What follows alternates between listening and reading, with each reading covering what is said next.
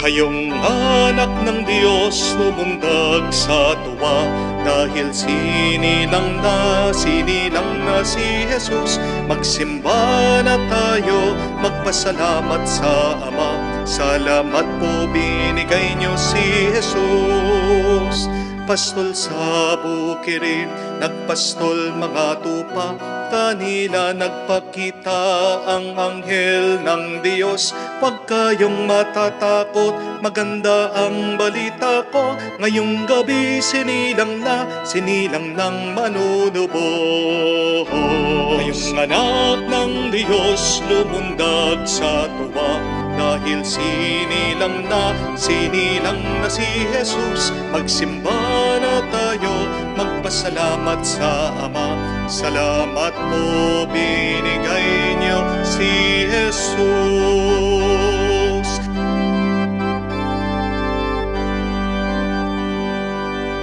Sa ngalan ng Ama, ng Anak at ng Espiritu Santo. Amen. Sumainyo ang Panginoon. At sumaiyo rin. Mga kapatid, sa araw pong ito ating pinagdiriwang ang kabanal-banalang ngalan ni Jesus. May napakaganda po tayong dasal. Sinasabi natin, ang tulong natin ay nanggagaling sa ngalan ng Diyos. Our help comes from the name of the Lord. Kahit na meron kang pera, minsan hindi ka matulungan nito para gumaling ka. Kahit na sama-sama kayo sa pamilya, minsan nag-aaway-away pa rin kayo. Minsan may kapangyarihan ka na. Sikat ka, kilala ka, pero nadidepress ka pa rin. Saan nanggagaling ang ating tulong? Sa makapangyarihang ngalan ng Diyos. Kahit na ito ay pangalan lang, ang pangalan niya ay presensya.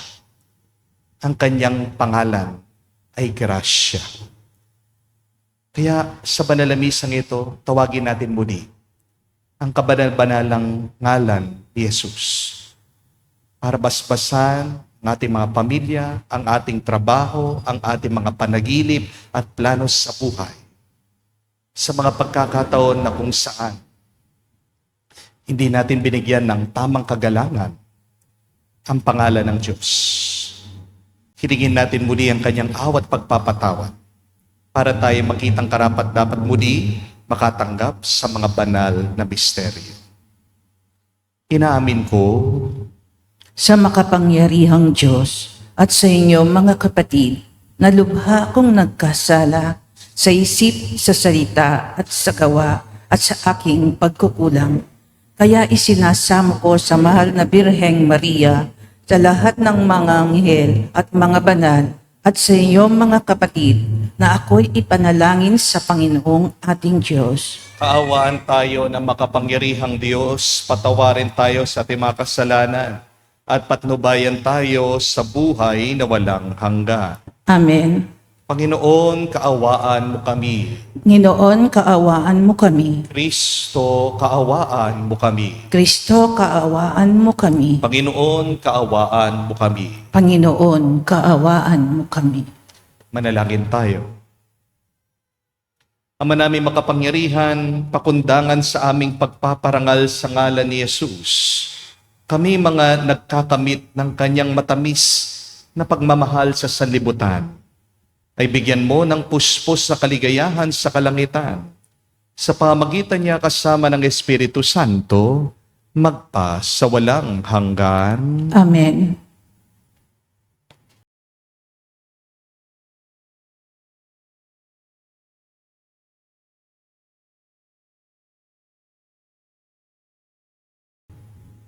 Pagbasa mula sa unang sulat ni Apostol San Juan. Minamahal kong mga kapatid, kung alam ninyong si Kristo'y matuwid, dapat din ninyong malamang ang bawat gumagawa ng matuwid ay anak ng Diyos. Isipin ninyo kung gaano kalaki ang pag-ibig sa atin ng Ama. Tinatawag niya tayong mga anak ng Diyos at iyan ang totoo. Ito ang dahilan kung bakit hindi tayo nakikilala ng mga makasanlibutan. Hindi nila kinikilala ang Diyos. Mga minamahal, sa ngayon, tayo'y mga anak ng Diyos, ngunit hindi pa nahahayag ang magiging kalagayan natin. Gayunman, alam nating sa pagparitong muli ni Kristo, tayo'y matutulad sa Kanya, sapagkat makikita natin siya sa Kanyang likas na kalagayan. Kaya't ang sinumang may pag-asa sa Kanya ay nagpapakalinis. Tulad ni Kristo, siya'y malinis. Ang bawat nagkakasala ay lumalabag sa kautusan ng Diyos, sapagkat ang kasalanan ay paglabag sa kautusan. Nalalaman ninyong naparito si Kristo upang pawiin ang ating mga kasalanan, at siya'y walang kasalanan. Ang nananatili sa Kanya ay hindi nagpapatuloy sa pagkakasala. Ang sinumang nagpapatuloy sa pagkakasala ay hindi nakakita ni nakakakilala sa Kanya. Ang salita ng Diyos. Salamat sa Diyos. Kahit sa ay namamalas, tagumpay na nagliligtas. Kahit sa ay namamalas, tagumpay ng nagliligtas. Umawit ng bagong awit sa Panginooy ialay, pagkat iyong ginawa niya ay kahahangahangang tunay, sa sariling lakas niya at taglay na kabanalan, walang hirap na natamo, iyong hangad na tagumpay. Kahit sa ay namamalas, tagumpay ng nagliligtas. Ang tagumpay ng ating Diyos kahit saan ay namalas, iyong lahat sa daigdig, magsipagbunyin may galak, Panginooy papurihan sa kagalakan ng lahat. Kahit sa ay namamalas, tagumpay ng nagliligtas. Sa saliw ng mga lira, iparinig yaong tugtog. Ang Panginooy purihin ng tugtuging maalindog. Tugtugin din ang trumpeta, nakasaliw ang tambuli. Ipagbunyi nating lahat, Panginoong ating Hari. Kahit sa ay namamalas, tagumpay ng nagliligtas.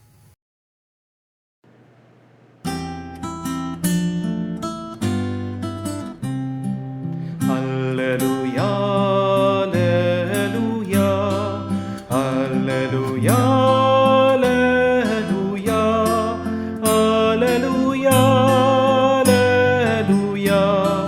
alleluia, alleluia, alleluia, alleluia, alleluia, alleluia, alleluia.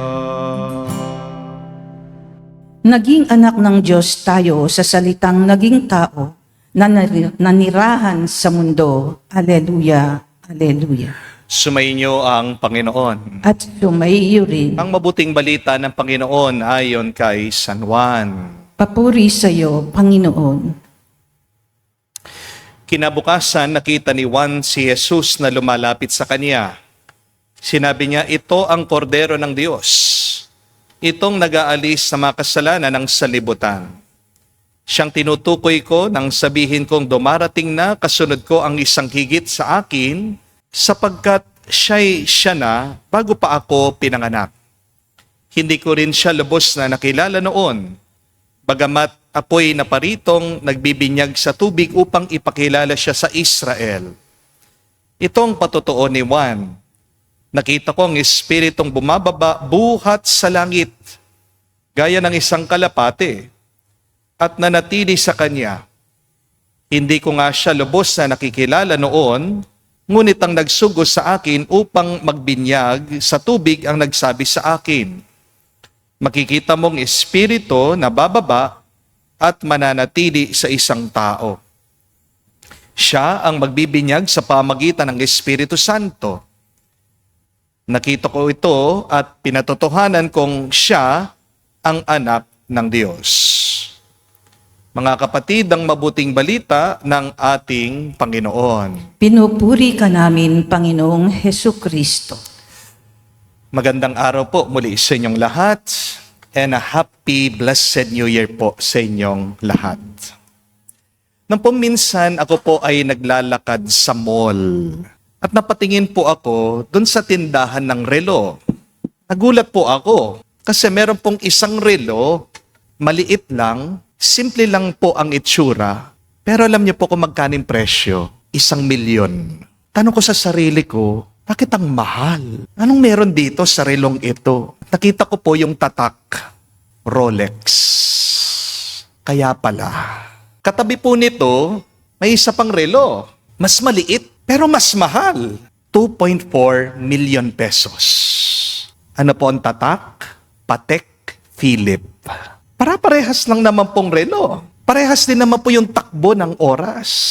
Pero bakit magkaiba po yung halaga? Bakit napakamahal nila? Simple lang po. Kasi ang nagbibigay halaga doon sa relo ay yung pangalan niya.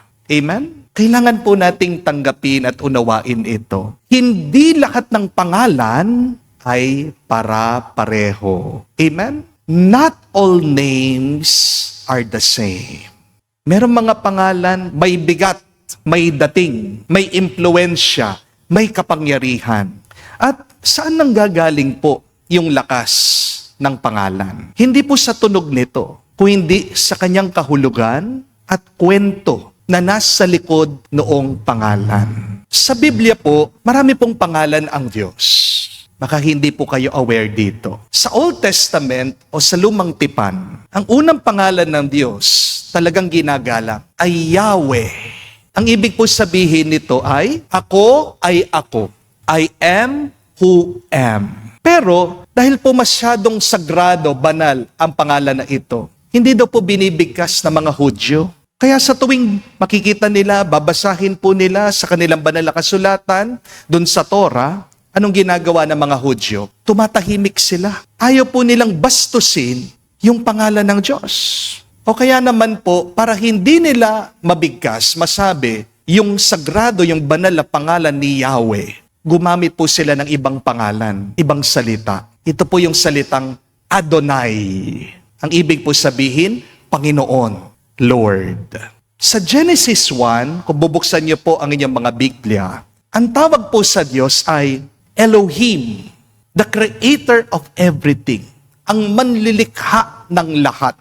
At ang salitang El Shaddai, hindi ko po alam kung meron sa inyo dito, ang kaanib ng El Shaddai.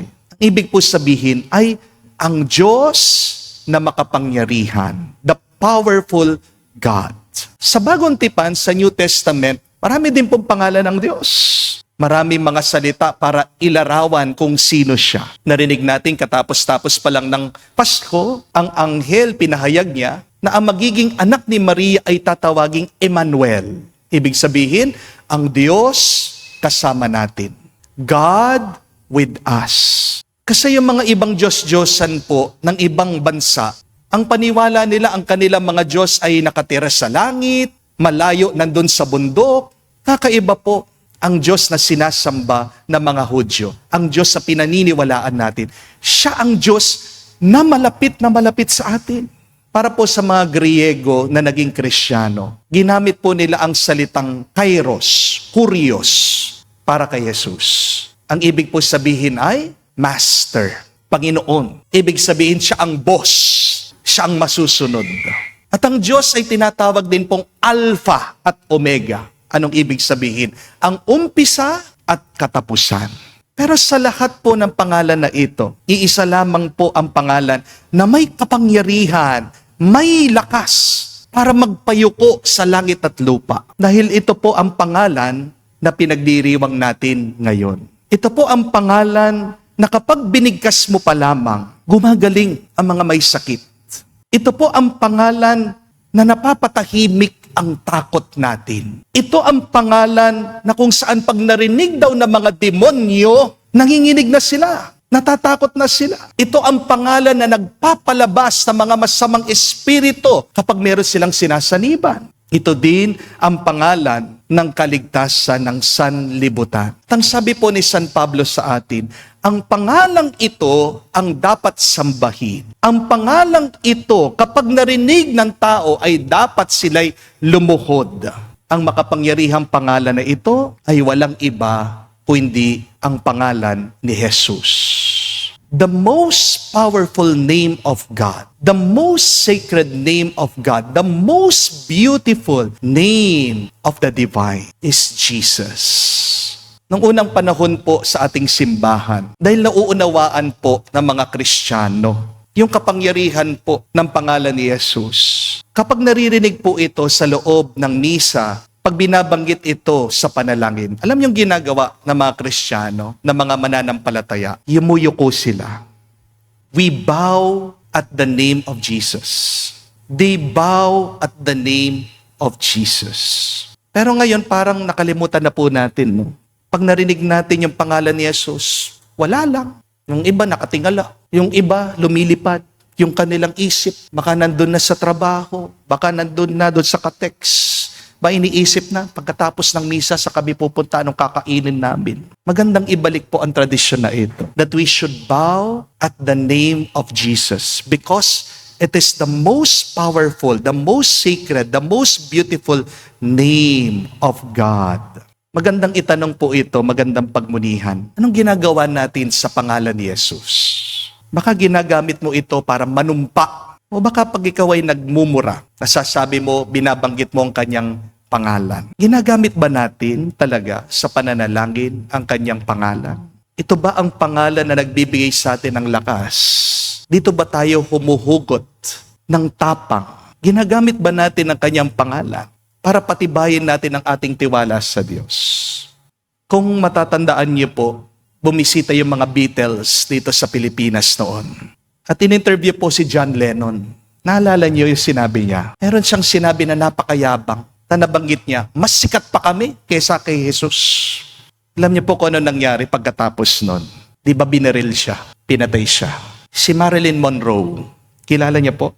Yung sexy star, yung magandang artista, Amerikana. Si Billy Graham po, yung preacher sa Amerika. He was trying to convert her. Billy Graham was preaching to her. At ano pong sabi ni Marilyn Monroe? Hindi ko kailangan si Jesus. And after 1 week, they found the body of Marilyn Monroe in her apartment. Patay po siya after 1 week.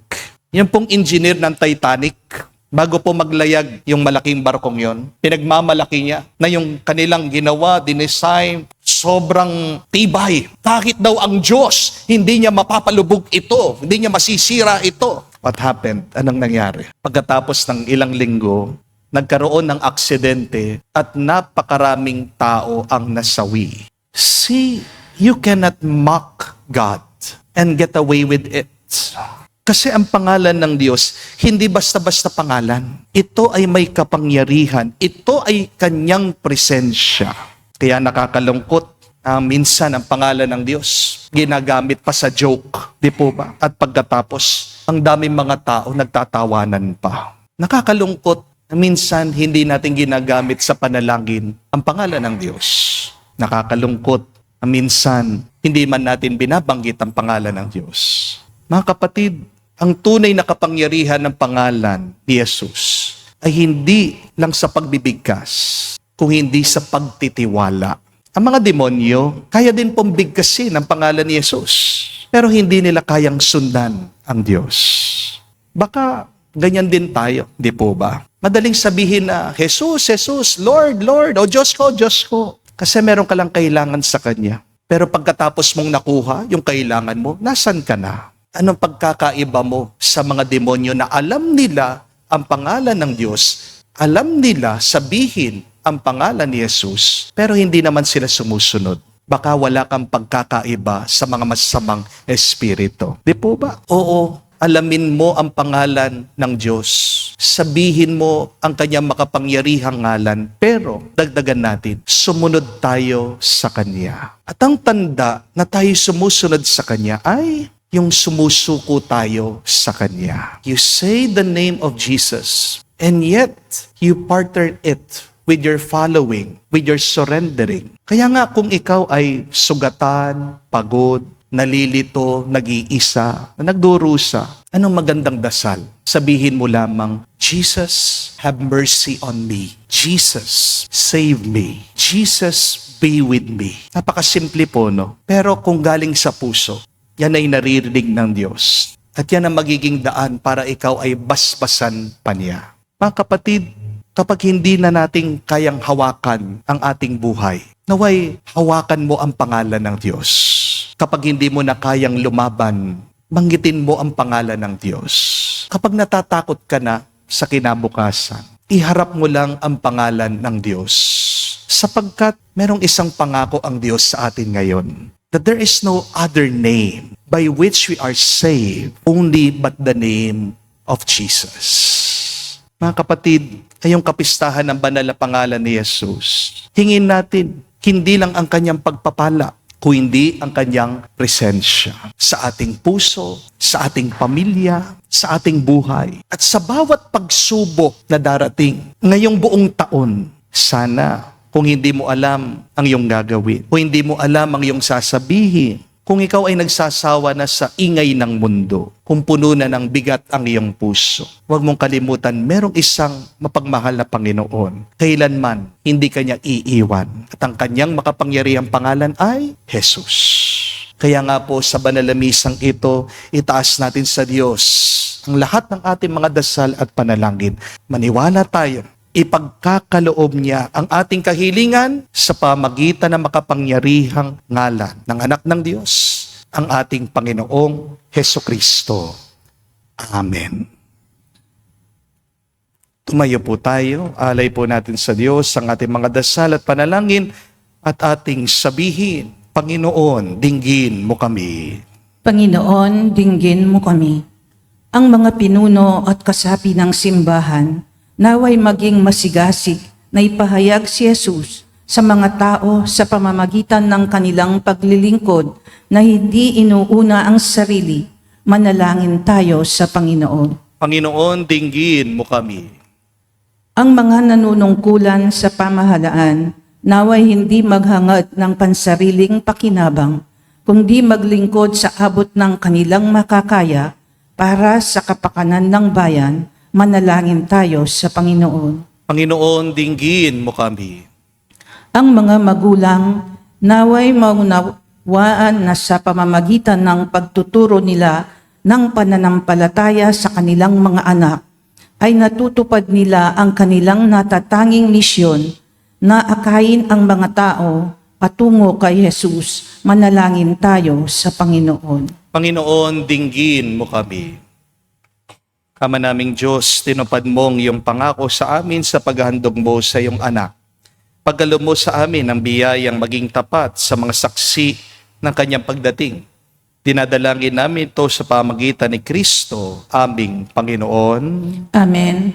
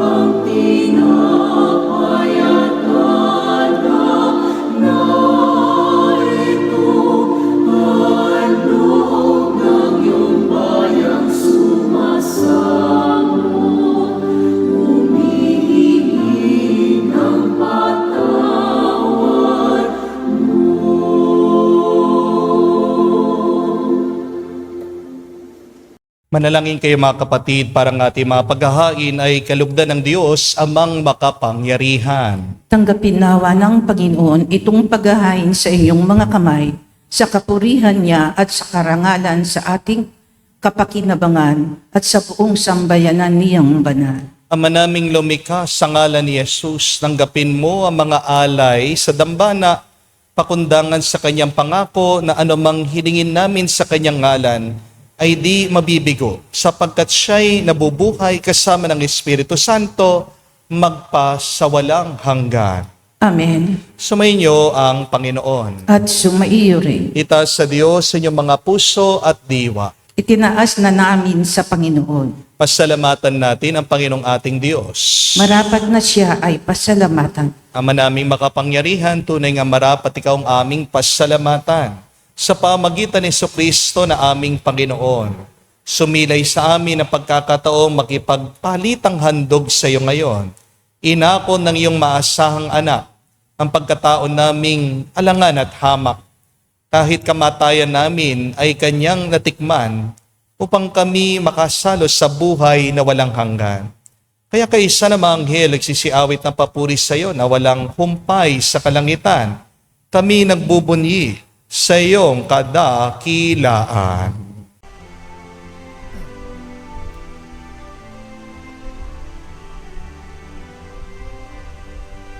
Santo, Santo, Santo, Panginoong Diyos ng mga hukbo, napupuno ang langit at lupa ng kadakilaan mo. Hosana, Hosana, sa kaitaasan, pinagpala ang naparirito sa ngalan ng Panginoon.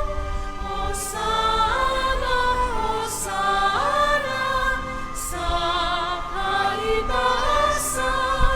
Hosana, Hosana, sa kaitaasan.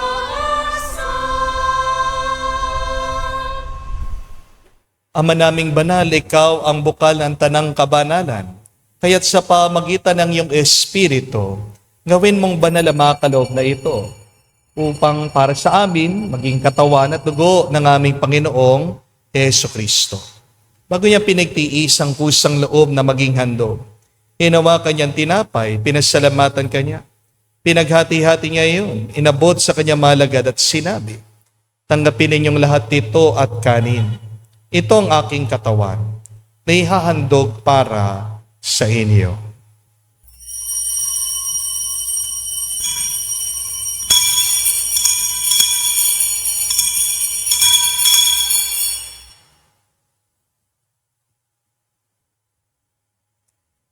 Gayon din naman, nang matapos ang hapunan, hinawakan niyang kalis. Muli kanyang pinasalamatan. Nabot niya ang kalis sa kanyang malagad at sinabi, tanggapin ninyong lahat ito at inumin. Itong kalis ang aking dugo, ng bago at walang hanggan tipan. Ang aking dugo na ibubuhos para sa inyo at para sa lahat, sa ipagpapatawad ng mga kasalanan. Gawin ninyo ito sa pag-alaala sa akin.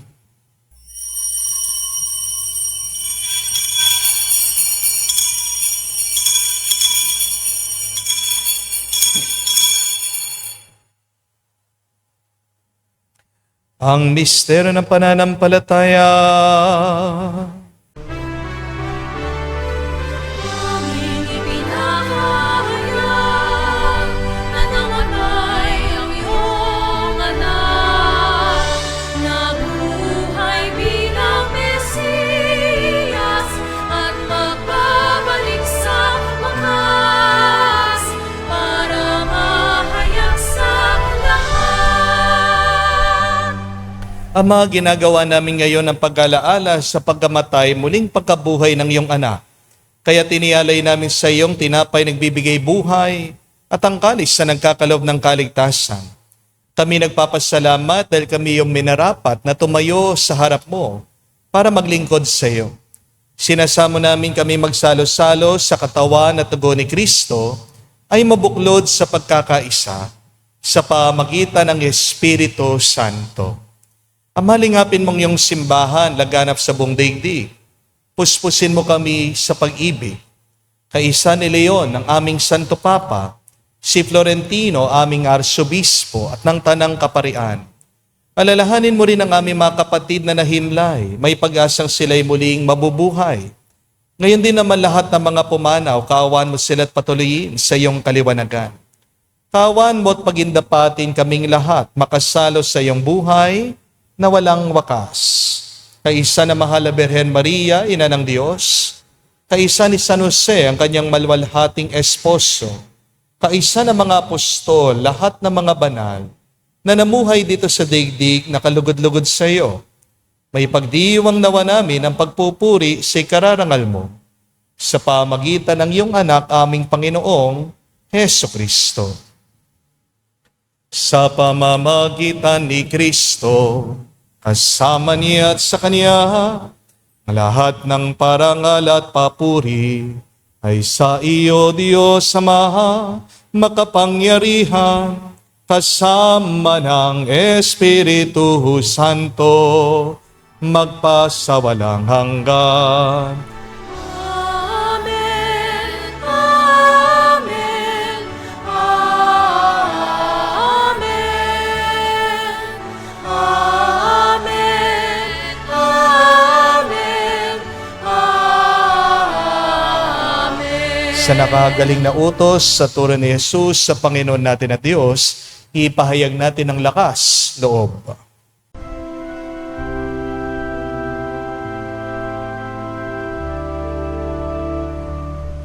Ama namin, sumasalangit ka, sambahin ang ngalan mo, mapasa amin ang kaharian mo, sundin ang loob mo dito sa lupa para nang sa langit. Bigyan mo kami ngayon ng aming kakanin sa araw-araw at patawarin mo kami sa aming mga sala para ng pagpapatawad namin sa nagkakasala sa amin. At huwag mo kami ipahintulot sa tukso, at iadya mo kami sa lahat ng masama. Hinihiling namin kami, Adya, sa lahat na masama, pagkalooban ng kapayapaan araw-araw, iligtas sa kasalanan, ilayo sa lahat ng kapahamakan, samantalang aming pinanabikan ang dakilang araw ng pagpapahayag ng tagapagligtas naming si Heso Kristo. Sapagkat sa iyo ang kaharian at ang kapangyarihan at ang kapurihan magpakailanman. Amen. Panginoong Heso Kristo, sinabi mo sa mga apostol, kapayapaan ang iniwan ko sa inyo. Ang aking kapayapaan binibigay ko sa inyo. Tungayan mo ang aming pananampalataya at huwag ang aming pagkakasala. Pagkalooban mo kami ng kapayapaan at pagkakaisa ayon sa iyong kalooban, kasama ng Espiritu Santo, magpa sa walang hanggan. Amen. Kapayapaan ng Panginoon ay laging sumainyo. At sumaiyo rin. Magbigayan po tayo ng kapayapaan sa bawat isa. Peace with you po. Kapayapaan po sa inyong lahat.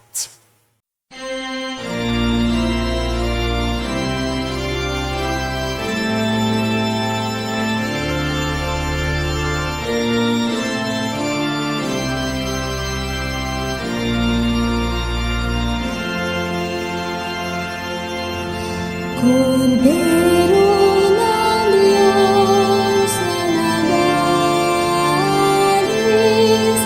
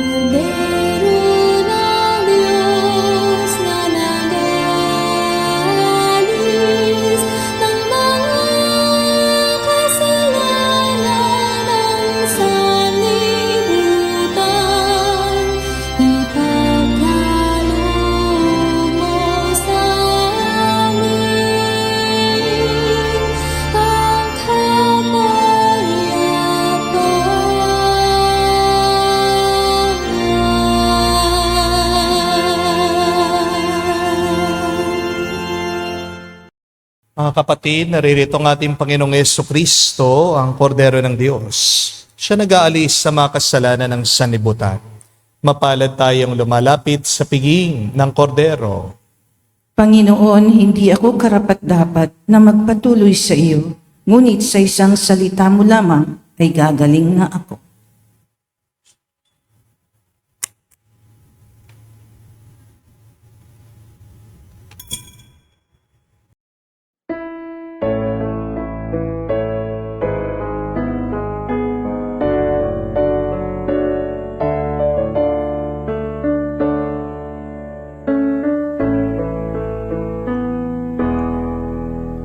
Noon sa bayan ng Bethlehem, isang gabing kay dilim. Sa langit sumiray ang isang bituin, liwanag nito'y kay ningning. Nagbigay ang langaw sa bawat galaw. Ang anak ng Diyos ay sumilang, sumilang.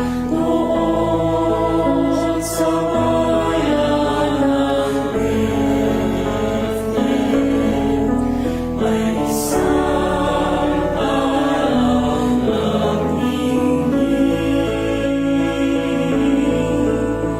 Higit sa liwanag ng bituin, sa langit ay mapapansin.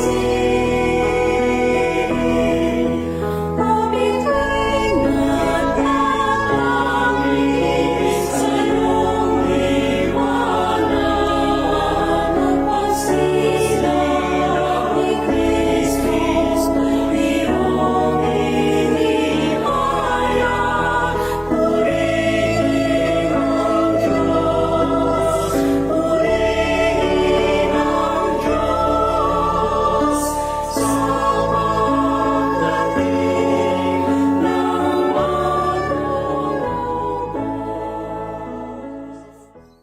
Inaanyayahan ko po kayong tumayo. Lagay niyo po ang inyong mga kanang kamay sa inyong mga dibdib. Sabay-sabay po natin kayong dasalin the miraculous prayer of Padre Pio for the quick recovery and healing of the sick. Heavenly Father, I thank you for loving me. I thank you for sending your Son, our Lord Jesus Christ, to the world to save and to set me free. I trust in your power and grace that sustain and restore me. Loving Father, touch me now with your healing hands, for I believe that your will is for me to be well in mind, body, soul, and spirit. Cover me with the most precious blood of your Son, our Lord Jesus Christ, from the top of my head to the soles of my feet. Cast out anything that should not be in me. Root out any unhealthy and abnormal cells. Open any blocked arteries or veins, and rebuild and replenish any damaged areas. Remove all inflammation and cleanse any infection by the power of Jesus' precious blood. Let the fire of your healing love pass through my entire body to heal and to make new any diseased areas, so that my body will function the way you created it to function. Touch also my mind and my emotion, even the deepest recesses of my heart. Saturate my entire being with your presence, love, joy, and peace, and draw me ever closer to you every moment of my life. And Father, fill me with your Holy Spirit and empower me to do your works, so that my life will bring glory and honor to your holy name. I ask this in the name of our Lord Jesus Christ, your Son, who lives and reigns with you with the Holy Spirit, God, forever and ever. Amen. We ask the intercession of our Blessed Mother Mary for the healing of our sick. Hail Mary, full of grace, the Lord is with you. Blessed are you among women, and blessed is the fruit of your womb, Jesus. Holy Mary, Mother of God, pray for us sinners now and at the hour of our death. Amen. Padre Pio of Petralcina, pray. Pray for us. Manalangin tayo. Ama naming lumikha, ikaw ay puspos ng awa at pag-ibig sa tanan. At dahil sa iyong pag-ibig na nag-uumapaw, binigay mo sa amin ang bugto mong anak na pinakamamahal. Pagkaloob mong kami makaisa niyang lubusan, upang ang pagsamba sa iyo marapat naming may alay. Sa pamagitan niya kasama ng Espiritu Santo, magpa sa walang hanggan. Amen. Meron pong isang tatay, kinukulit ng kanyang maliit na anak na babae. 7 years old. Gusto ng Starbucks. Na-addict yung bata sa Starbucks. Napakamahal ng Starbucks. Di po ba? Umiiyak. Nagdadabog. Nagwawala. Starbucks, Starbucks, Starbucks. Ang dami pa naman mga baso ng Starbucks doon. Nagsangkap yung tatay ng 3-in-1. Nilagyan ng yelo. Nilagay po doon sa baso ng Starbucks. Pagkabigay doon sa bata, tuwang-tuwa. I love Starbucks. Sabi. Kape lang yun eh. Pero bakit nahuhumaling yung mga tao? Dahil ba sa kape lang? Yung pangalan. Di po ba? At may panganib. Baka mas mahalin pa natin yung pangalan ng ibang brand at label kaysa sa pangalan ng ating Panginoon. Kung mauunawaan natin anong kahulugan ng pangalan, anong ginawa ng ating Panginoong Jesucristo sa atin, mas mamahalin pa natin ang kanyang pangalan, mas gagalangin pa natin ito. Di po ba? Walang ibang pangalan na nagligtas sa atin. Hindi tayo niligtas ng Apple. Hindi tayo binibigyan ng kapayapaan ng Starbucks. Hindi ka naman tutulungan ng Lacoste o ng Levi's. Nasa ng tulong natin? Nasa pangalan ni Jesus. Isang magandang dasal po ay yung tinatawag nilang the Jesus Prayer. You say, Jesus, have mercy on me, a sinner. Pero kung hirap na hirap ka, kahit yung pangalan lang ng Panginoon, ulit-ulitin mo lang sabihin, Jesus, Jesus, Jesus. Nang gagaling sa puso, may tiwala ka sa Kanya. Mapupuno ka ng grasya na iyong kailangan. Recently, ako po ay naiinis. Naalala ko yung ginawa ng isang basher po sa akin. Pero alam niyo po, nakakatulong sa akin. Yung iniisip ko lang yung pangalan at muka ng Panginoon. Kasi pag meron kang kaaway, pag merong taong galit sa'yo, ayaw ka, siya na lang palagi nandito sa isip mo. Di po ba? Kapag sumasagi na sa isip ko yung aking basher, yung taong ayaw sa akin, I think about the face of Jesus. I think about the name of Jesus and I repeat it through prayer. Say, Jesus, Jesus, Lord, help me. Ano yung mga pagsubok at paghihirap mo ngayon? May sakit ka?